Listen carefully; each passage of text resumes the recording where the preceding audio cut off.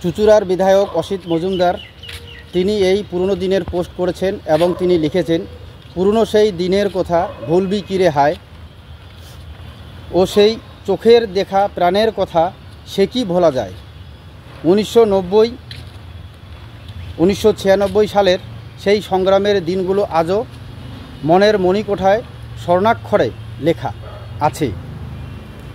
তো আপনারা এত পুরনো দিনের কথা এখনও মনে রেখেছেন, কিন্তু আমি বলতে চাই যে সেরাজুল হক মণ্ডলের কথা কি আপনাদের মনে আছে? কেন মুখ্যমন্ত্রীর তো মনে নেই মনে হচ্ছে।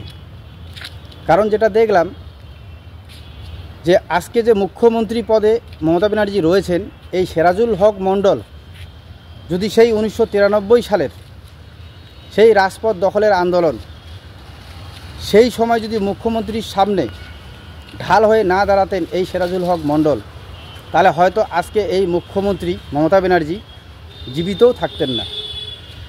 তো অতএব আপনারা যখন এত পুরনো দিনের কথা মনে রেখেছেন, তো অবশ্যই দয়া করে সেরাজুল হক মণ্ডলের কথাও মনে করে রাখেন এবং মুখ্যমন্ত্রীকেও মনে করিয়ে দেন, যাতে তিনি তার সম্মানের সহিত ওনার চাকরি পুনর্বহাল থেকে যায় এবং বাকি সম্মানটুকু যাতে ফিরে পান।